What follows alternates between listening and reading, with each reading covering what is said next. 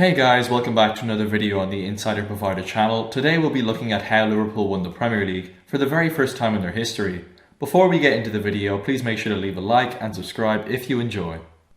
There are a few factors that led to Liverpool's success, but it's mainly down to the fall of their competitors and of course everything coming together perfectly at Liverpool. We'll start off with the drop in performances of Man City, last year's champions. Last season, Man City finished only 1 point ahead of Liverpool on 98 points. For any team to be getting this absurd amount of points, they must concede very few goals, and they did. Only 23 in fact.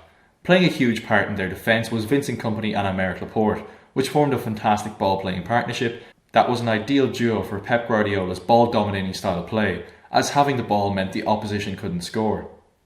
However, this season they didn't have Kompany's leadership around the club, and of course his contribution in defence. Coinciding with Kompany's absence after he left to be a player-manager in his hometown Anderlecht, Laporte got a severe injury which saw him miss 30 games this season. City dreadfully missed their defensive duo and had to replace them with Fernandinho, who regularly plays in midfield, and Otamendi, and it's fair to say they couldn't live up to their predecessors. The stats say it all, as in only 31 Premier League games this season, they've already conceded 33, which is 10 more goals conceded than all of last season. In attack, City faced another major injury at the very start of the season in Leroy Sané, where he missed 41 games this season. This meant Guardiola couldn't rotate his wingers as much as he would have liked, but their attacking efficiency didn't drop, and they're in line to score the exact same amount of goals as they did last season, showing that their drop in form this season is solely down to the loss of Vincent Kompany and the absence of Aymeric Laporte. Now we move on to how Liverpool managed to win the Premier League for the very first time in their history. It all started with the arrival of Jurgen Klopp, who quite literally put a smile on the Liverpool players' faces, considering they all use the same dentist.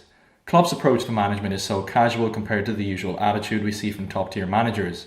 Usually managers are very serious and stern, but Klopp is a very encouraging, happy manager, and that comes off onto the players, staff, and even workers around the club, making a great environment to work in, as the players want to do what he asks them to do, rather than do what they are ordered to do. In recent interviews, we see that even though Klopp's only been a Red for 4.5 years, he values the club's rich history very highly, which also makes the players want to fight for the badge.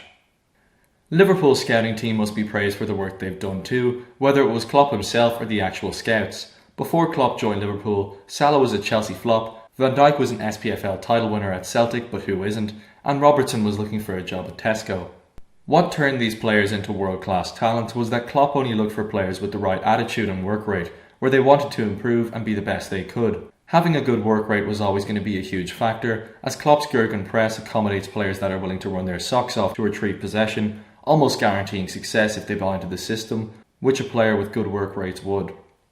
Once Klopp found these players that would buy into his pressing system, he moulded them into an attacking system. He managed to turn Firmino into the best false nine since Messi, and he turned a lad from Hull and a 16-year-old into Xavi and Iniesta if they were fullbacks. Many people criticise Liverpool's midfield for their technical ability, but Klopp doesn't have them in there for that reason.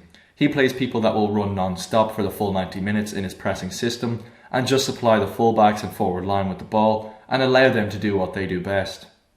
After last year, where Liverpool came second on the last day of the season, finishing only 1 point off first, they were clearly very hungry to win the Premier League the following season, as they came so close to doing it for the first time in their history. Between that hunger and Klopp's motivation, the players adapted the can't-lose mentality, which clearly worked. Another huge factor in Liverpool's success is that almost everyone is in their prime years of their playing career, with key players like Salah, Mane, Firmino, Van Dijk, Matip, Wijnaldum, all being between the ages of 27 and 29, when players are playing at their optimum rate.